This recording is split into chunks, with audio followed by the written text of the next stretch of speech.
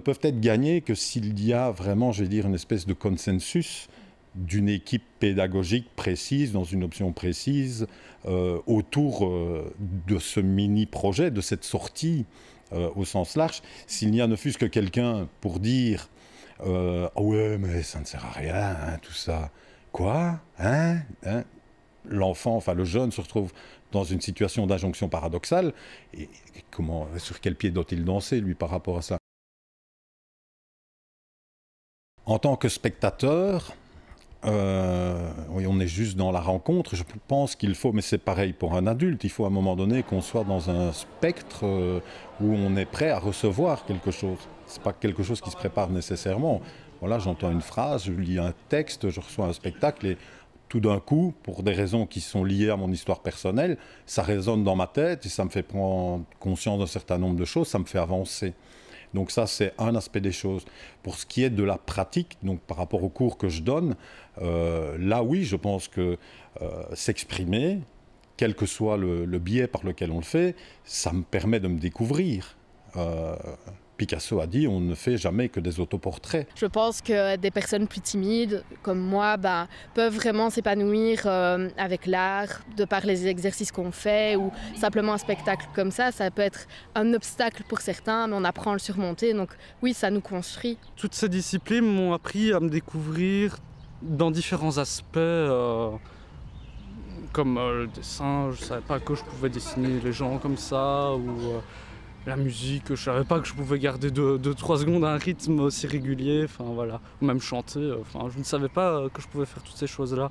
Si j'en crois certains feedbacks que j'ai de temps en temps quand je croise des anciens en ville qui me disent « Oh monsieur, ça m'a fait du bien, ça m'a donné confiance en moi. J'ai même eu une fois, moi je suis devenue institutrice je pense, ou régente, ça n'a pas tellement d'importance. Sans votre cours, je n'y serais jamais arrivé. »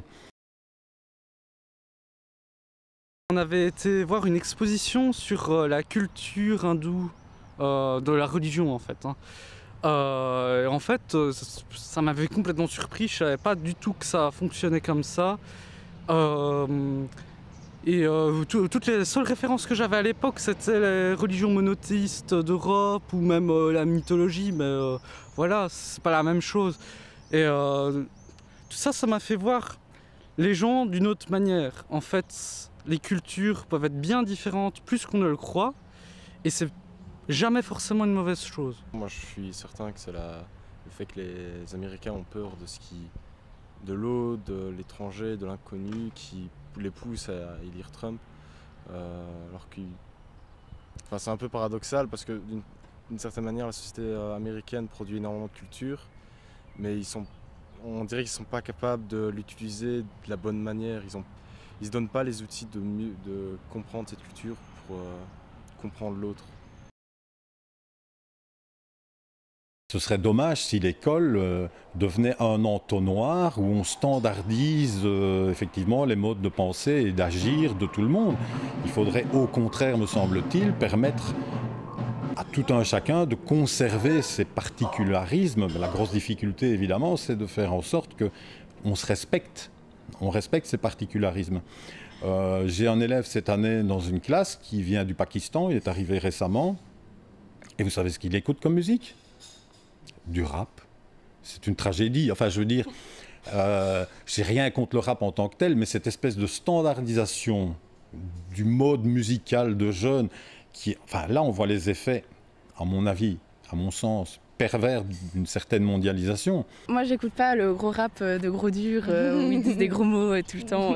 Je préfère les trucs où il y a une mélodie derrière, où il y a un peu un sens caché, parce que le rap, on le critique beaucoup, mais au final, c'est juste de la poésie moderne. Et justement accessible à tous, parce qu'en garçon, vous lui dites « Ouais, t'écoutes de la poésie, ça va pas passer, mais t'écoutes du rap, ça va beaucoup mieux. » Et franchement, ça aide, faut juste écouter et pas juste chanter n'importe comment. Écouter les paroles, réfléchir, peut-être un peu se renseigner, aller voir des analyses, écouter des interviews du rappeur spécialement. Il faut cultiver cette mémoire, tout ce patrimoine, qu'il soit matériel ou immatériel. On ne peut pas savoir qui on est si on ne sait pas d'où on vient. La phrase n'est pas de moi, mais je ne sais plus qui l'a écrite. Et c'est super important. Je crois que plus on connaît ses racines, mieux on sait dans quel sens on va prendre le soleil, dans quel sens on va devoir pousser.